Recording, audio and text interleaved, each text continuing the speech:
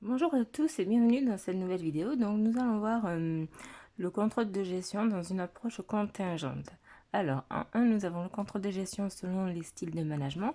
Donc vous avez un tableau avec les différents styles de management. Donc il y a le management autocratique, paternaliste, consultatif, DPO direction par objectif, DPPO direction participative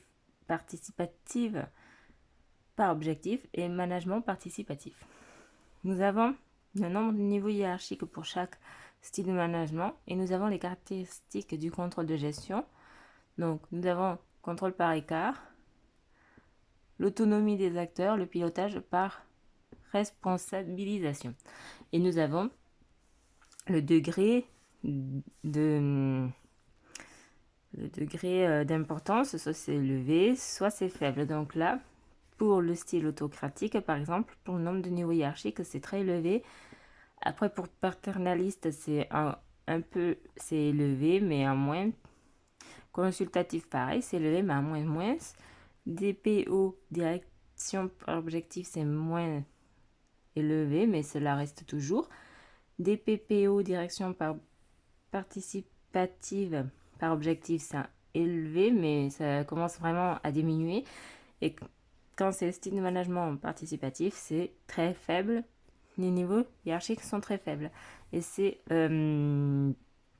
pareil pour le contrôle par écart.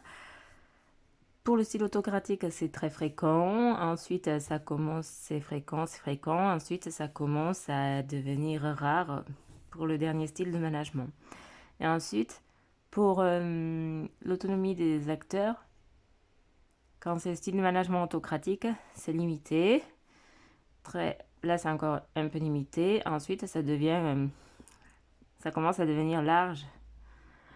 Donc, je vous laisse regarder le tableau. Si besoin, vous mettez une pause pour le lire à tête reposée et plus facilement. Là, c'est pour le pilotage par responsabilisation. Dans le style de management autocratique, c'est absent. Paternaliste, c'est un peu absent. Consultatif, ça commence à se généraliser. DPE, direction par objectif, ça se généralise. Et puis DPPO, direction participative par objectif et management participatif, c'est très généralisé. Ensuite, en 2, nous avons l'environnement comme déterminant organisationnel. Donc, Byrne et Staker présentent l'environnement stable et instable avec une technologie stable et instable. Donc, ça, si vous passez le management, je conseille de le connaître. Donc, environnement commercial stable. Et il y a l'environnement commercial instable. Alors, l'environnement commercial stable avec une technologie stable. Structure mécanique, définition précise des rôles, peu d'aléas, recherche d'optimisation de l'outil de production, exemple sucrerie. Commercial stable, donc un environnement commercial stable avec une technologie instable. Gestion de la nouveauté par groupe de projets, exemple fabricant TV, écran plat, LCD, plasma. Un environnement instable avec une technologie stable, organisation peu flexible, autorisant quelques communications transversales, exemple fabricant textile. Un environnement instable avec une technologie instable, ça donne une structure organique, travail défini sur le moment, task force, polyvalence des acteurs, exemple éditeur de jeux, vidéo, produits numériques. Ensuite, en 3, nous allons voir le contrôle de gestion et les configurations structurelles Henri Misberg. Donc ça aussi, c'est à connaître, notamment si vous passez le management. Donc A, les principes de représentation des structures, les 5 parties clés des structures. Donc voilà les 5 les structures. Donc nous avons le sommet stratégique qui représente le centre décisionnel de l'entité.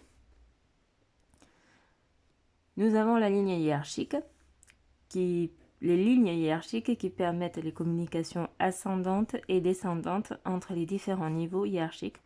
Nous avons la base opérationnelle qui comprend les acteurs en contact étroit avec l'outil, bien ou service.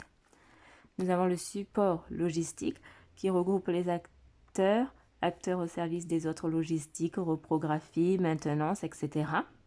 Nous avons la technostructure qui est constituée par les services chargés d'instaurer des règles de fonctionnement ou des processus, bureaux, des méthodes, etc. Et donc ça, c'est l'idéologie. Ensuite, nous avons les 6 mécanismes de coordination des structures. Là, je vais... Donc, les 6 mécanismes de coordination des structures. Nous avons la supervision directe. Les opérateurs rendent compte à leur supérieur hiérarchique direct qui les contrôle. Nous avons la standardisation des procédés. Les tâches sont codifiées avec précision par la structure. La standardisation des qualifications. Les postes sont pourvus par des personnes de niveau de qualification défini qui garantit la qualité du travail effectué. La standardisation des résultats. Les services voient leur performance mesurée sur la base de l'atteinte d'objectifs.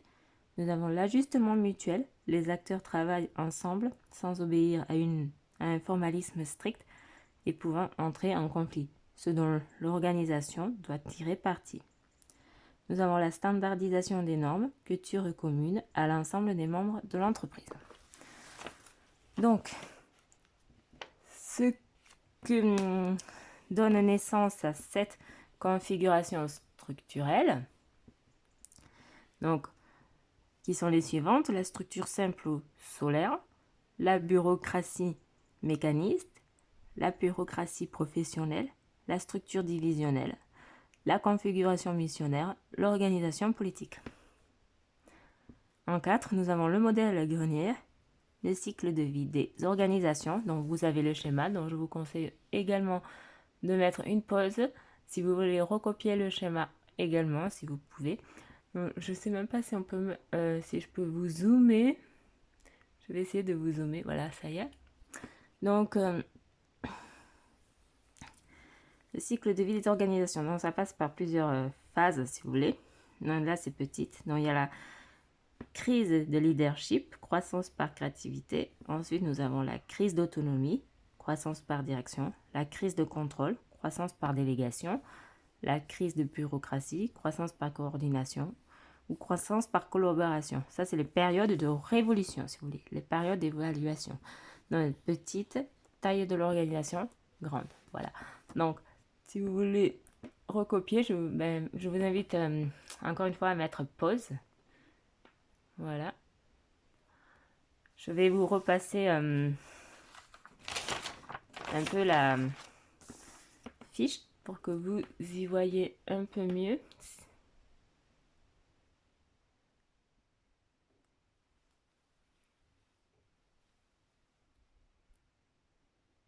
Voilà. Donc,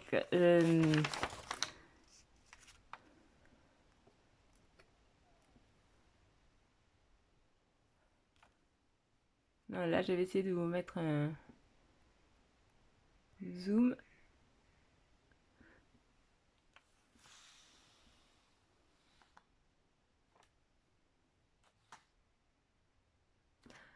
Et donc, je vous dis... Du coup, je vous dis à une prochaine vidéo. À une prochaine fiche. À bientôt.